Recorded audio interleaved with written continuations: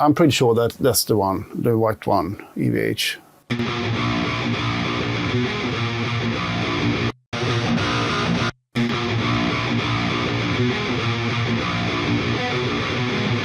This, I don't remember what amp it was, because it's this quad tracked, as you can see. This is for sure the EVH3.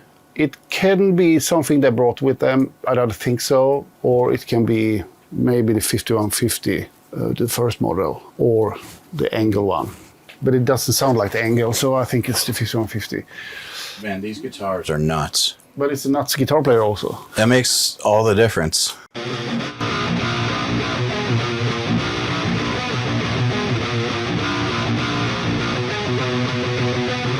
Just like to reduce a little bit of, there is a little like hiss sound, if I say it right, in this tone.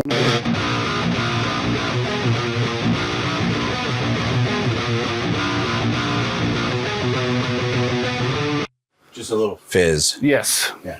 And all those 4 guitars are sent into this bus here. And then again, we have the lo-fi on.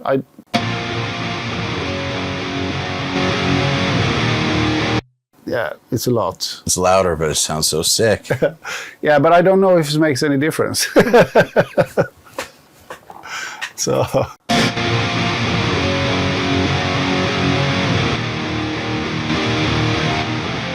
What's the second plugin on the first guitar? Oh, that's an automation. That's happening here in the song. Oh, okay, got it. It's very often that the guitars end up with a similar EQ curve, actually. Yeah, that's the standard guitar EQ curve. Could you boost the low mid that you cut just so we can hear it?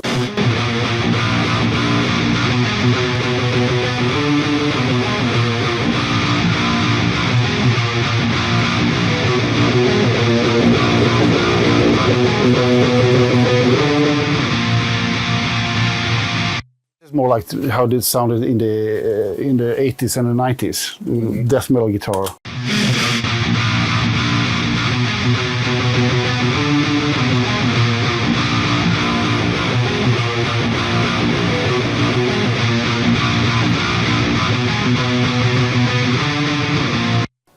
We probably, yes, we used an TC Electronics X3 multiband compressor to take away a little bit of the bass. This is something I've been doing for many years, especially when back in the 90s, when it's like you took the mid-range of the guitar amp and put it to 0. You know, do this cool guitar riff. Yeah. You have a Marshall cabinet, you get a lot of bass, you get a lot of treble to the cabinet, and the cabinet start doing like this every time you hit the bass notes, especially like F sharp, and it's going like so I, back in the days, find a Uray compressor called LA22, which have a sidechain filter in, so you can choose which frequency you want to compress. So I compressed on the guitar everything under 150, 200 with that compression on recording. I think we have done it here. That's interesting, because most of the time, the multiband on guitar, people would do it for the low mids, not for 150 and down. No, but you can see on the recording here, it's quite straight. Yes. Yeah, because we recorded that with the LA22 set on, so taking down the bass. Otherwise, when you do don don don don don, and we played it don don, you see the waveform goes up and then it's go down and it goes up and down. So they're already compressed on the way in. Yes. Got it. Because yeah, they are really smooth. Yeah, it's a very, very nice compressor. It is, especially as the factory burned down, I heard. So I've done a little bit more here also.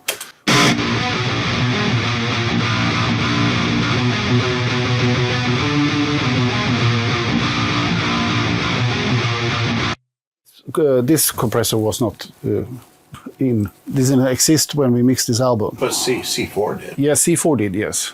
But I didn't have C4 back then.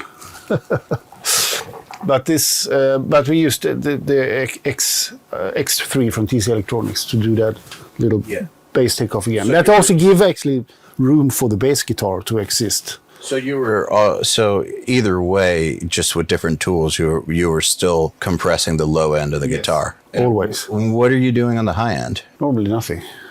So nothing's going on up there?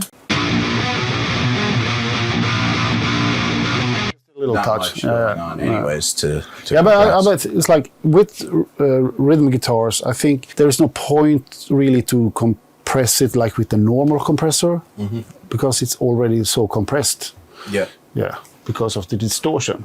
As you go low on the mids and you high on the lows, and you have a cabinet that is not good enough, you get these bumpy bass tones. I think you also probably struggle with that. Yeah, absolutely. So when I record myself here, I always record it with the LA22 compressor on, and I get this very nice, like straight compression, like guitar. So you're using it mainly for the classic reason that people would use the multiband. You're doing it your own way, but still, it's just controlling the woof. Yes, the woof. Yeah, the woof. Yes. It's interesting because I remember when Andy Sneap released his C4 settings on his forum, like in 2004 or something, and everybody suddenly started copying them. He said he used it for the same reasons, but his was set at like 250. I believe. Do you remember? It was like 250, right? It was higher, yeah. Yeah, it was low. It was in the low mids for sure. It definitely wasn't in 150 and down. And actually, I've seen a lot of people do multiband, but it's usually in the 250, 300 this one range. Here is up 200, 250. Oh, okay. Yeah, but when I record with that analog piece of shit, then it's normally People watching, he's just going to check out where it's set on the actual hardware. 200. 200. Yeah. Oh, okay. So there you go. And so then you're just doing more Yes. to get it to fit. Yeah, but it's not much. This is a couple of dB. It's Yeah. 1-2 dB is to control the bass. Cool. Then what about as far as balancing it against the bass and the drums? I use my. I'm trying when I'm gonna play the whole mix now.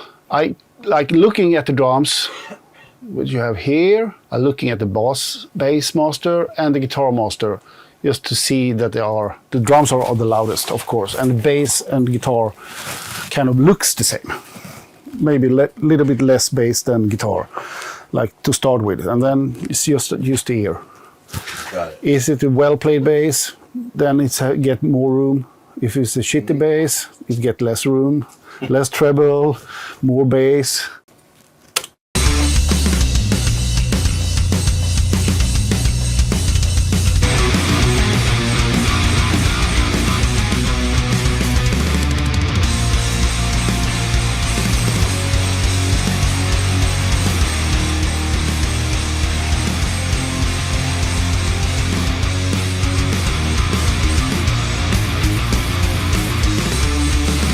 That's kind of my starting point. Visualize when I'm watching the meters. I see that the bass is a bit under the drums, and then the guitars are a bit louder, visually wise. And actually, that's how it's all ended up in the end. Didn't take you very long either. I think it was from the beginning minus 4.2, and it's now minus 4.2. Yes. So Clay's wondering, are the meters post fader? I think so. Yes. Yes. That should be. If not, I have this option. Yeah. No pre-fader metering. Do you remember at all how the guitar cab was mic'd for the rhythms? It was the Fredman technique. The Fredman technique. Fuck yeah. We had a period here when we added like a Peluso 2247. Sometimes we tried to add some other condenser microphone also into it, and it ended up several times that we used it and several times we didn't use it, but that was not during this recording. And we made a video on the Fredman technique, right? Okay, because I wasn't here. So yeah, then we have a video on that if you want to learn more about it.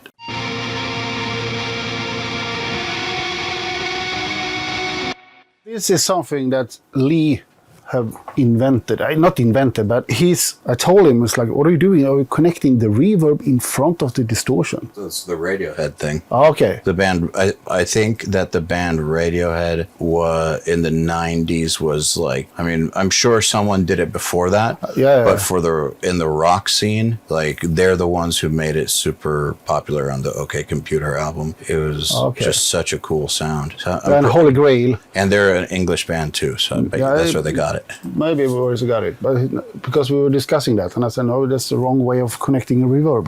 Reverb should be after distortion. And we tried it out, and it didn't sound good at all for what he does. So...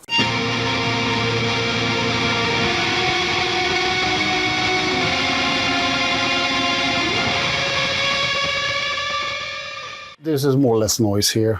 There's just very little EQ on, as the sound itself is in the guitar.